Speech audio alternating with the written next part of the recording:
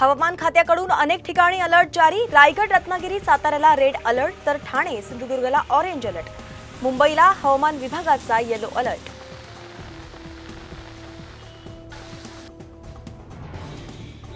मुसळधार पावसामुळे मुंबई पुणे दरम्यान धावणाऱ्या 3 एक्सप्रेस गाड्या रद्द। इंटरसिटी, डेक्कन क्वीन, प्रगती एक्सप्रेसचा यात समावेश। पर्यायी एक्सप्रेसनं प्रवास करण्याचं आवाहन।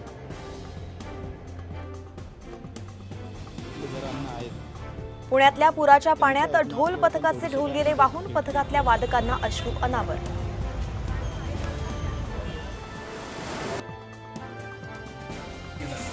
मुंबईतल्या गोरेगावच्या आरे पोलीस ठाण्यात गेल्या 8 दिवसांपासून वीज नाही।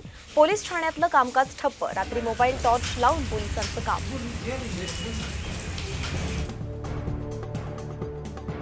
हिंगोलीच्या बासंबा ग्रामपंचायतीच्या हद्दीतलं साबळेवाडी गावात ना पायाभूत सुविधा ना शाळा। चिखल तुडवत चिमुकले परगावच्या शाळेत।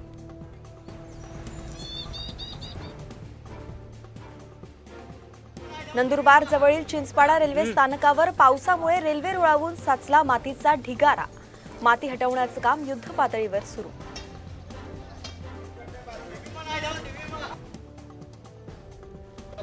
सत्तार फक्त 2 महिन्यांचे पालकमंत्री, त्यातही जमिनी जिल्हाधिकाऱ्यांना दम देणं यात व्यग्र असल्याने त्यांना काम करायला वेळ मिळेल का? अंबादास दानवेंचा खोचक टोला। आगामी विधानसभा निवडणुकीमध्ये राज्यात महायुती 165 जागा जिंकेल। वैद्यकीय शिक्षण मंत्री हसन मुश्रीफ यांचा विश्वास।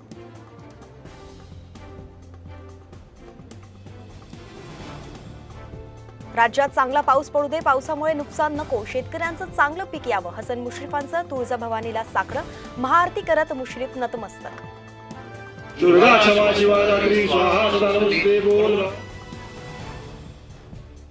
सरकारमध्ये समन्वय नाही, लोकसभेच्या धक्क्यापासून सावरण्यासाठी लोकप्रिय घोषणा केल्या जात आहेत। लाडकी बहीणवरून सतेज पाटील कडाडले।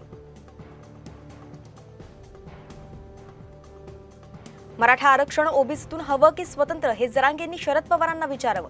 भाजप आमदार नितेश राणेंचं जरांगेंना आव्हान।